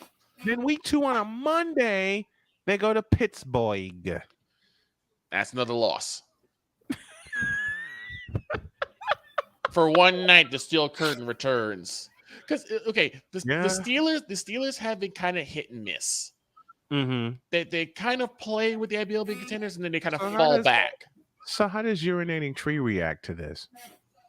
I don't know. You know he's a big Steelers fan. Oh yeah. And after what happened in the playoffs 2 years ago, I want to see them crown the Cleveland Browns. I do too. Week 3. Well, go ahead. The Steelers are going to have a winning season. So we already know that. Well, yeah, we already know that going in. Yes, they have. It's Mike Tomlin. It's Mike Tomlin. He doesn't have losing seasons. It just doesn't. That is true. That is true. It just doesn't happen. That's their handicap going in. You know, Mike Tomlin doesn't have a losing season, and I'm not going to even open my mouth and explain that even further. Week 3, they're back on Sunday against the the Tennessee Titans. I'm sorry. Did I say that? Shout out to Cole Johnson. Yes, indeed. Week 4, they face the ball. You know what? This is unfair. They get 4 division opponents out of the way in 4 weeks. Wow. We're going to disqualify you immediately. Well, I take that back. 3 of the 4 because Tennessee's in the South. I got that one wrong. Right. We're going to disqualify you know why I got that one wrong? Because I said Houston Oilers. We're going to disqualify you from contention immediately. They say, you know what, Cleveland? We're going to disqualify you from contention immediately because you're not winning your division. We're going to put you against 3 of your divisional rivals. Three division rivals immediately. Since Cincinnati, Pittsburgh, and Baltimore in week 4 to close out the first month of the season. Yep. Then they get a break to heal from their wounds. And then they see on the 15th of October, they see Christian McCaffrey. Halloween's come early. The boogeyman is here. All right. And then how much of a handicap does Cleveland get in that game against San Francisco on the 15th? All of it. He said all of it. It'll be 8. Wait, is it at Cleveland? Yes. Is it at Cleveland or in San Francisco? It's in Cleveland. It's at Cleveland Stadium. It's in Cleveland. It'll be 49ers by 8.5. Yeah, I wouldn't be surprised. And then week 7. That'll be the opening. That'll be where the line will open at 8.5. Yeah, I believe it. Then week 7, I'm gonna have everybody texting me because that is possibly the week we could go see the Browns in Lucas Oil play the Indianapolis Colts. And I ain't paying for a ticket either. No, Jody nor I will pay for a ticket to that game. Why? Because we're going to be strapped with a press pass. That's why. Hey. Nice. I kind of wish you guys would do a better game, but I feel you on that one. That's a good setup. If I could fly to Levi's Stadium and take Jody with me, you know we would have done it. Yeah. No, Well, you want to go to a game. You want to go to a game. The Colts are pretty sure to win. So Yeah, Colts. That's fair. Colts That's Brown. fair. And Lucas Colts Oil Brown barely, seems like a good idea. and Lucas Oil is barely 85 minutes from me.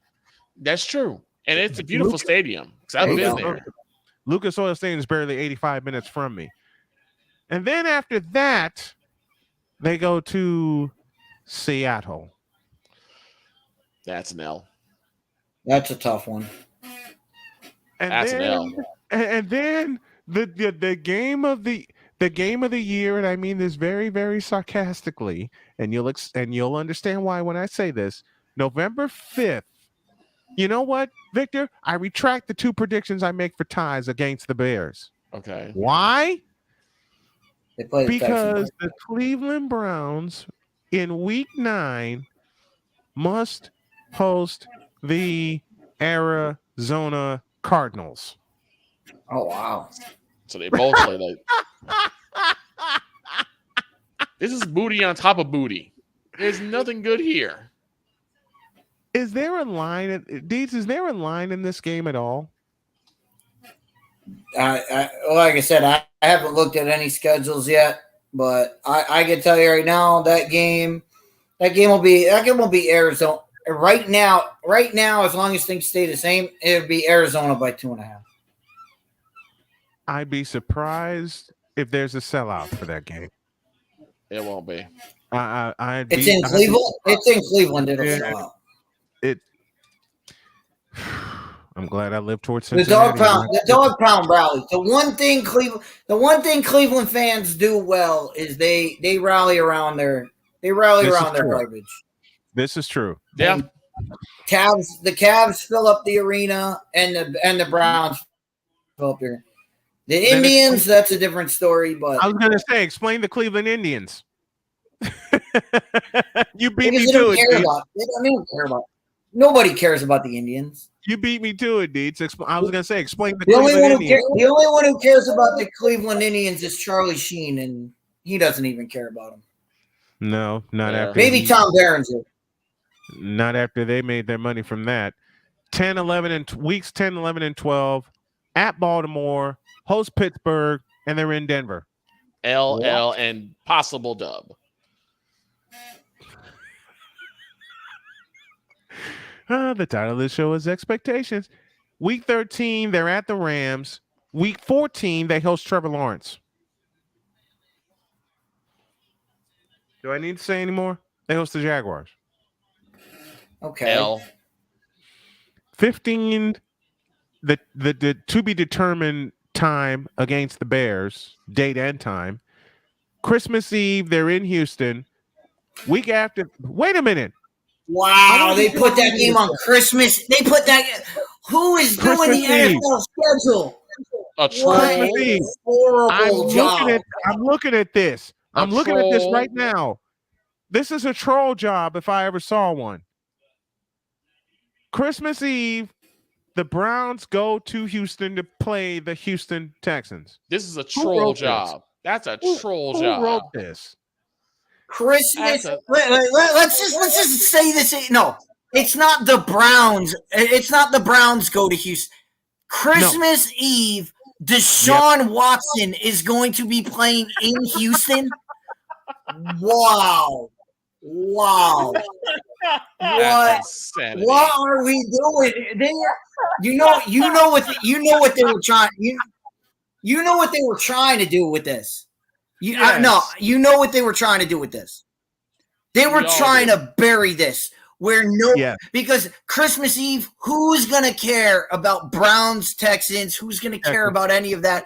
They're they knew if we put this game Christmas Eve, nobody's gonna cover it. It's gonna get buried. That's what they were. That's what they're trying to do there. Now I see why they did it Christmas Eve. That's what they're counting on.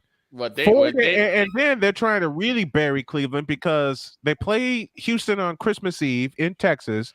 4 days after that, the last Thursday night game of the year, they see Aaron Rodgers. that just made me sick. The Browns on Christmas Eve, one day before my birthday. Mm-hmm.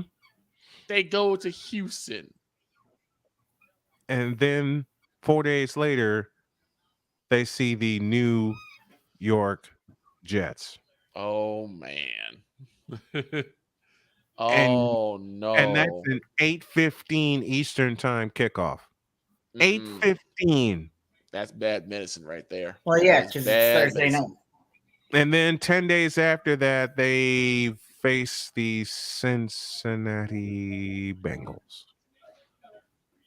Which is another L. Good Lord. Can the Browns just go 0-17 and be done with it? No. You know they got to have false hope somewhere. You know that. You know that. I can't believe it. And they're going to prop it up as on Christmas Eve, Deshaun Watson gets revenge on the team that abandoned him. You know that's what they're going to say. No, they Oh already no! pre-wrote that. I guarantee you they're gonna go Browns, Houston. All right, moving on. They don't want any of that smoke. No, They don't want no. does not want any of that. They're going to sensationalize They their will crap. tell the networks, do not even talk about this. They're game. going to sensationalize But the see- crap out of it. They're going to but see, sensationalize the gentlemen- crap out of it. But see, here's a question, gentlemen, and we'll do this one before we go to break. What if we get both extremes? Well, I know in Who's going Cleveland, to blink? Who's going to blink? I'll put Who's it this going way. to blink first? In Cleveland, they're going to be like, this is Deshaun Watson's moment to get revenge on the team and abandon him. And on Houston's side, they're gonna be like, let's just forget this game ever happened. Please. Y'all want a tie? There it is. Okay, I'll take that tie. Y'all I'll want a let it tie. tie? There it is. Because the And thing you is, know, and you know what the best kind of tie it'll be? A scoreless. scoreless tie. You read my mind. Because that's what I want. A scoreless, a Alright. scoreless tie. I Yeah. want anarchy. What did I always say last year, Victor? I want Oh, anarchy. I Damn want it! blood. I want blood. I want What are you going to say, anarchy. Deets? I mean, I thought maybe they would just throw the Houston game like the first game of the season and just get it over with, get it out of the way, and get it fresh out of everybody's mind. Nope, they have to save it for Christmas Eve. They're just hoping. They're just hoping everybody is out. Everybody's at a party. Everybody is with their family. Nobody is watching that game. They don't want anybody. They don't want anybody paying attention for that. Here's They're the problem. praying for that. Here's the problem. At every Christmas party, someone is going to ask about the game, or someone's going to want to turn on the football game. It's at every party. Someone wants to turn on a football game. Sounds And like this my ain't gonna be in-laws. no difference. Sounds like my in-laws. And you know what's bad? And you know what's bad though? You know what's bad? My brother-in-law's an Ohio State fan, Buckeyes. Oh, and bro. Jody and I are gonna make quite a few of them this year. Mind. I don't mind that. I don't mind Buckeyes fans because See, but I have a I friend don't of mine. want to watch that. I'm not watching that game. I'm not putting any kind of alerts on it. Let's take a break. We'll be back in 3 minutes, and we'll look at the schedule for the Cowboys. Oh Back in a boy.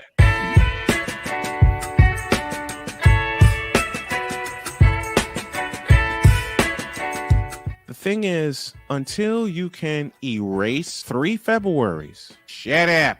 Where sports is the base, life and fun are the results. This is The Brian Snow Show.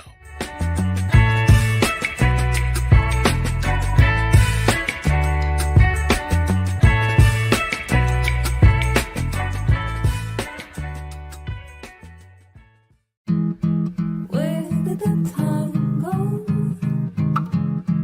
I don't know how I got here.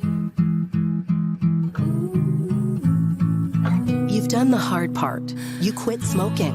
Now do the easy part and get scanned for lung cancer. If you smoked, you may still be at risk, but early detection could save your life. Talk to your doctor and learn more at savedbythescan.org. If you talk, they will hear you. We all want our kids to grow up safe and healthy, so we show them how. And we tell them with honest conversations that let them know what we expect. Not just one time, but every chance we get.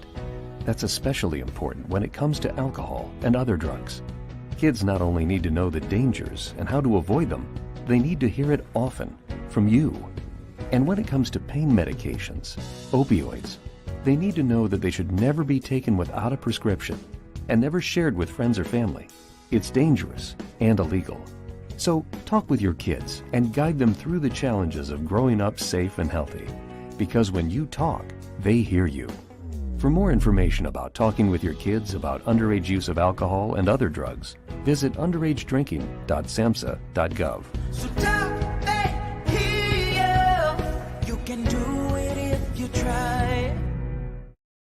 He was only 58 years old when he passed away. That outcome could have been different. Colorado happens to be one of the worst states for radon levels. It's in our ground and it seeps up. The more you breathe radon, the more chance you have of DNA being hit and the cell mutated. The EPA estimates 22,000 lung cancer deaths a year caused by radon.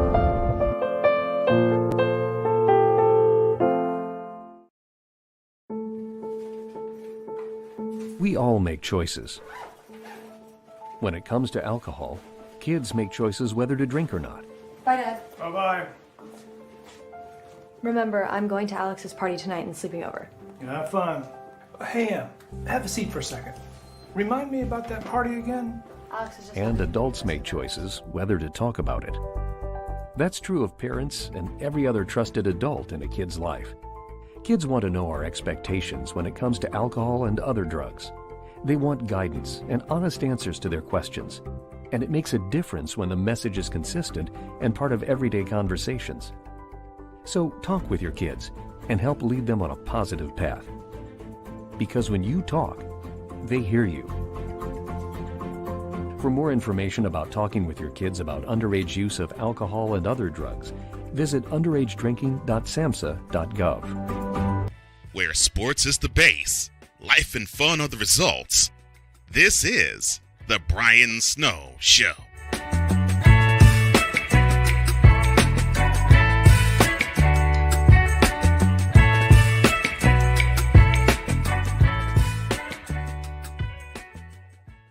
You know, as we come down the stretch here, I my only question is, why are they making a docu-series about Jerry Jones?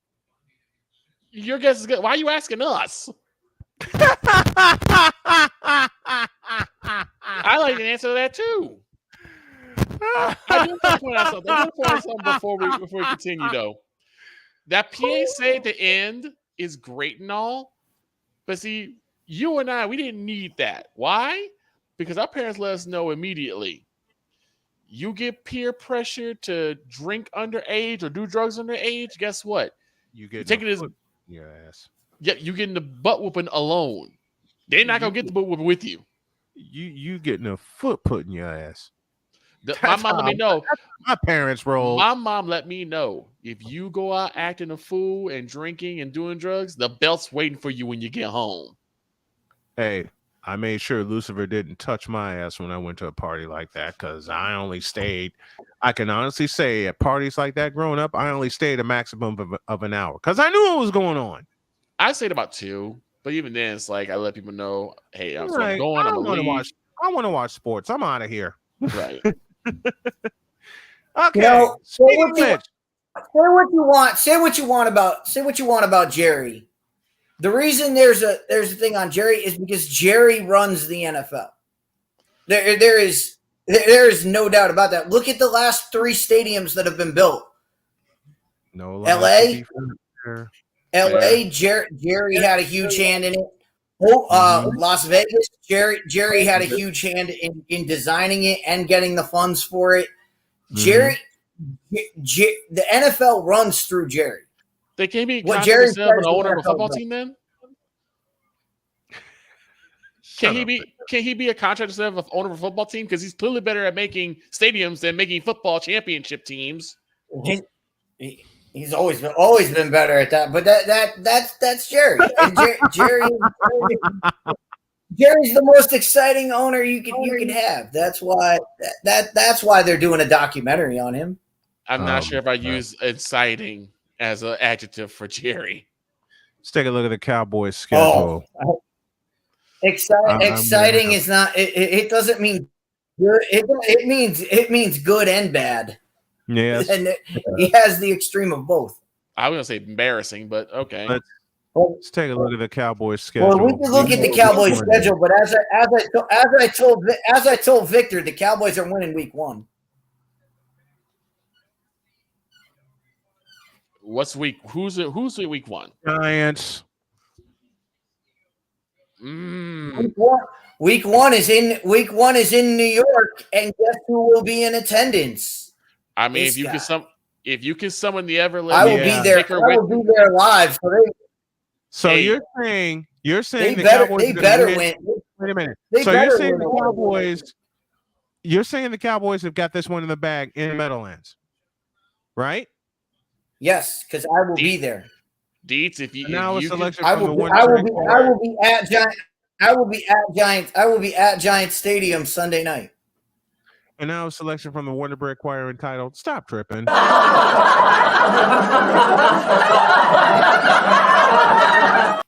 Hey, if you can summon the ever living and take her with you, you might have a chance. All I'm saying is they better win, or I might not get out alive.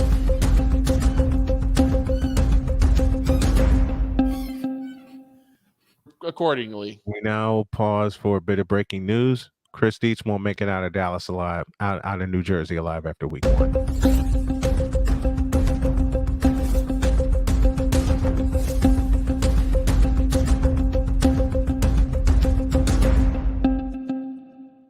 I'll put it like this: Wise may hate me, but if Deeds can somehow pull off the miracle and summon the ever living, he might make it out alive because no one's going to touch that beast. Don't you believe it? You know I'm right, Victor. I'm just saying that's the only way that I can see that happening. Is just summon the ever living, you might make it out. Oh, here's a bet. He better make it out because the Jets come to Dallas in week 2. He better make it out. Here's the thing. I really, really, really, really, really, really, really, really want Dallas to just put a foot up the backside of Aaron Rodgers. You know, finally, Aaron Rodgers is out of Green Bay, and the year he goes to the Jets, of course, we have to play the Jets. But we can't get away we from Aaron beat- Rodgers. Can we have beat that him? game be a tie? Didn't we beat Aaron Rodgers his last time in Green Bay? No, the Lions did. Well, I know the Lions did. Mhm. Lions swept them. No. But I think. Oh, did No. we almost No, win? they smoked us last year. No. Okay. Bears got pummeled twice. Not the Bears, some of the Cowboys. No. No, they beat us in overtime last year. Okay, so they beat us enough time. Gotcha. 31-28. Gotcha. Okay, can we have that game be a tie? No, the Jets and Cowboys Cowboys? lost in overtime. Can we have Jets and Cowboys be a no? I take that. Yeah, I'll decide on that later. Yeah, Then it's they not go- going to be a tie. They go to the desert and pummel them. They host New England and pummel them, and then they get pummeled in Levi Stadium. Actually, Yep. that's going to be a lot closer than I think. Week 5. That's going to be a lot closer than what my comfort level will be. But that's gonna be a hard hitting game in Levi Stadium. Yeah. Then you go to Los Angeles Regular season. Then you go to Los Angeles to play Justin Herbert and the Chargers. Okay, I'll put it this way. The game against San Fran is going to make or break the Cowboys season Because it's going to be a measuring stick as to whether or not they could have actually won that game or not this past year. So You're basically kidding, what's going to right? happen is that if the Cowboys win, Cowboys fans will say, man, we really could have came away with a win that game that but year. see, what if y'all get pummeled? Well, if we get pummeled, we know that where we stand. But if we make it more competitive and not, step on our own foot and actually play competently, at least a comparison of saying, you know what, the Cowboys may not have been as bad as we thought they were. You believe that?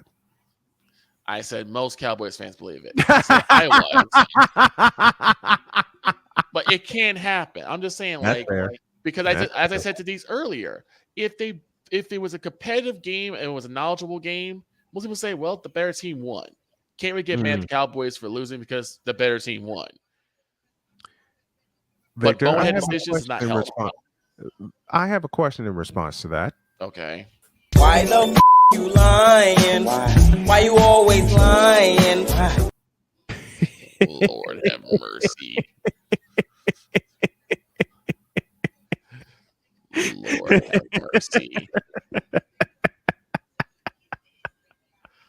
I knew it was coming, but I still had to take a chance. Again. Why the you lying? Why you?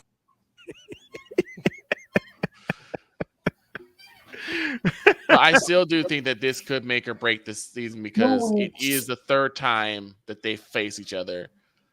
And if they get pummeled, then that's going to pretty much be it for the most part because it's going to really deflate the team. It's going to deflate the team more than anything else because. Okay. I have a better one. Okay. And I'm totally joking as I do this. And I got the same question I'll pose to myself. Okay. You know what the make or break game would be? I can't even make this joke without laughing. Week 3, Arizona. They better beat Arizona. I was laughing leading up to it, so you should know I was kidding around when I said that. They better beat Arizona. Y'all better beat Kyler Murray. Because Kyler Murray is a bad quarterback. Yes. But who's after San Fran? So we can get back on track here. Well, that season's over. No, I'm kidding. You go to Los Angeles. I'm kidding. You go to Los Angeles to face the Chargers. Then you get a bye in week 7. Okay. And then you see the Rams. And we may take both those games. No, you won't. I'm seeing us definitely beating the Rams, and I seen us possibly escaping with a win against the Chargers. No, and I'll tell you why. Justin Herbert. We got a better defense. Okay, stop Austin Eckler. We got a better defense. Okay, then keep Justin for throwing Victor 400 yards. Uh-oh. Yes, Deets. Remember when I told you no team plays in prime time more than the Cowboys? Fair. Yes. Looking at the schedule right now, the Cowboys have how many games are there on the schedule? 17? 17 games, yeah. The Cowboys play 13 primetime games. Why? 13. They have 13 primetime games. But why though? 4. 13, 8 or 425. 13 games at 8 or 425. You would think that the primetime games would be And it for could be really good teams. 14. And it could be 14 because remember, week 18 is the flex game. Yeah. Week 18 could produce a 14th primetime game because if the Cowboys are in any kind of contention for a wild card or a division title, that game against the Redskins becomes a primetime game. That's true. Oh, yeah. That is true. Matter of fact, what if both teams – let's look at week 18. What if both teams were competing for a playoff spot, the Cowboys and the Redskins? That's a Sunday night game. Oh, it'll be.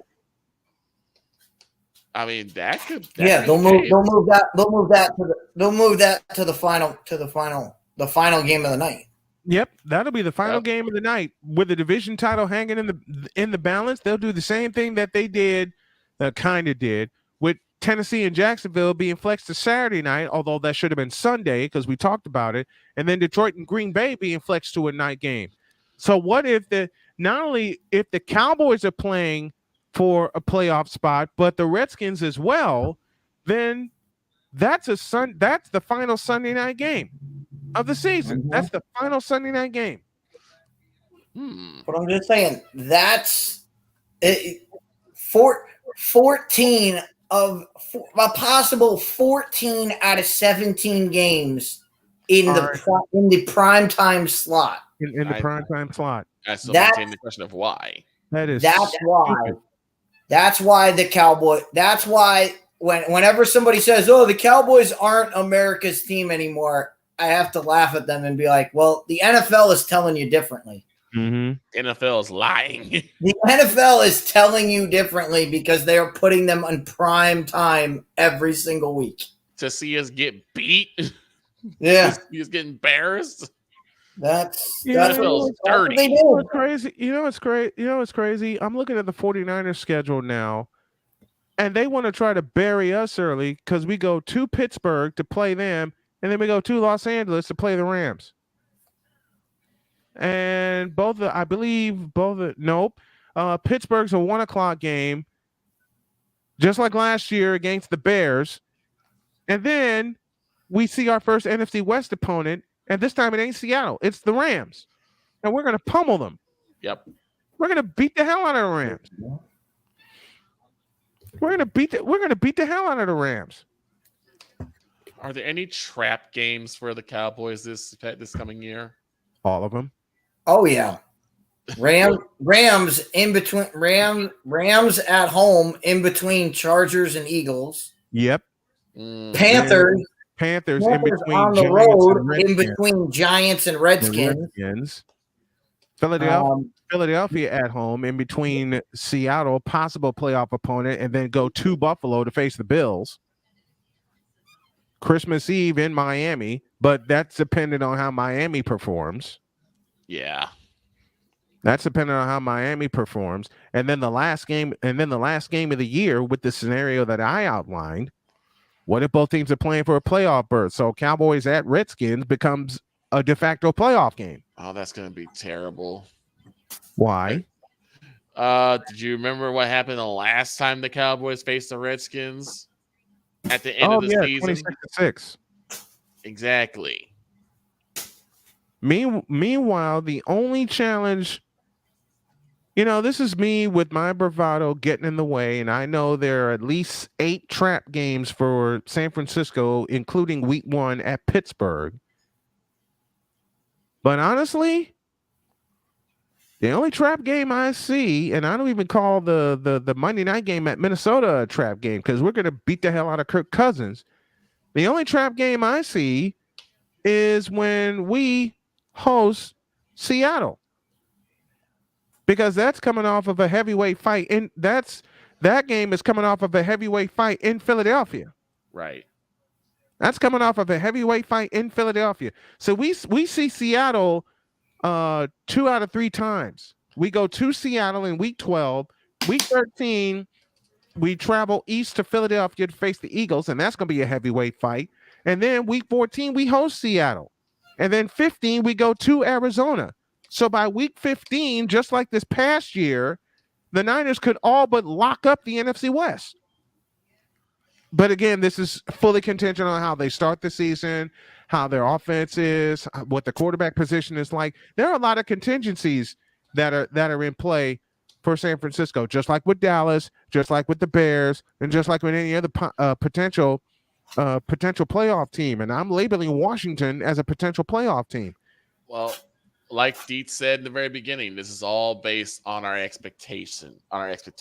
I could be completely wrong, and the Bears completely flop against Cleveland and Arizona. But my expectations would be that they should at least be competent enough to actually beat those teams.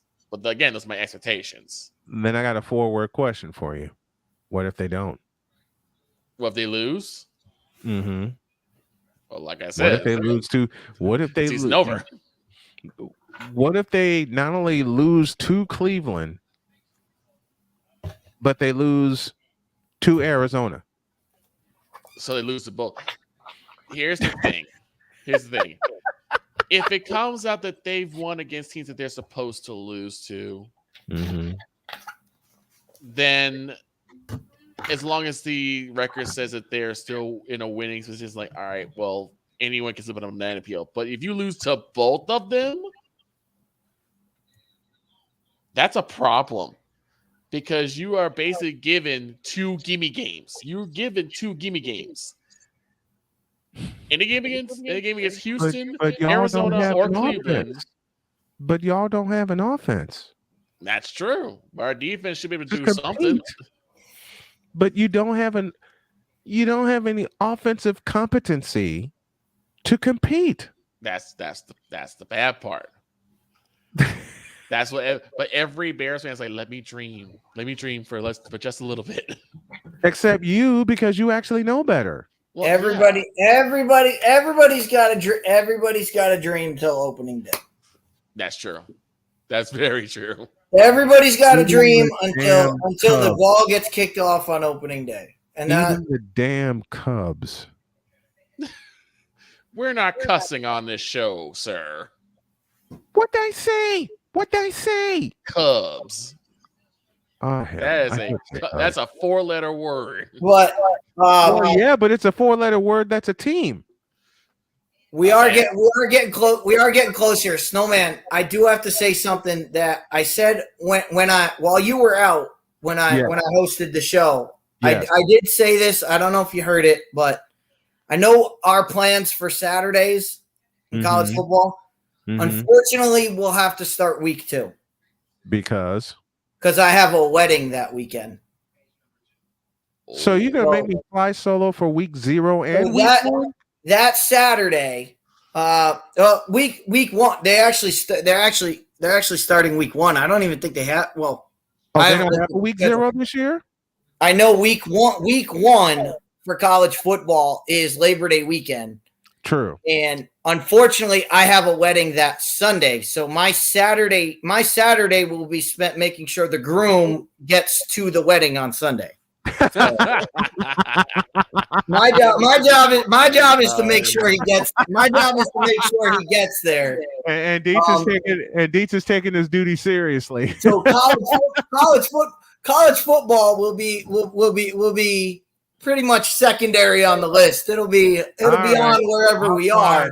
But I'll be more worried about. All right, I don't care if he gets there. I don't care if he gets there and has to put his suit on in the parking lot. He's going to get to the wedding. Oh, you know who I'll have? You know who I'll have ride shotgun with me? I'll have Dr. K ride shotgun with me. We'll pick a game and we'll air it. Oh, that would be awesome. But week two, which is September 9th, yes, is the Cyhawk game. Yes. So we'll kick off our coverage with Iowa State. There's one game you must include in the schedule. Iowa at Northwestern. Well, not only that. Okay, two then. You for Iowa, me for Northwestern. Not only that one, you got to give me Florida, Georgia as well. Oh yeah, you got to give me Florida, Georgia, because Georgia going to kick their ass for the 3rd consecutive year. Let me get on out of here. Thank you, Dietz, for pinch hitting. I appreciate it. Thank you, Victor, for pinch hitting. I appreciate y'all in the chat. We're off tomorrow. No programming tomorrow, but we'll be back with y'all on Wednesday. But we'll have some good best stuff for you to get you through your holiday. Have a great 4th of July, everybody. We'll see y'all on Wednesday. God bless you. We're out of here.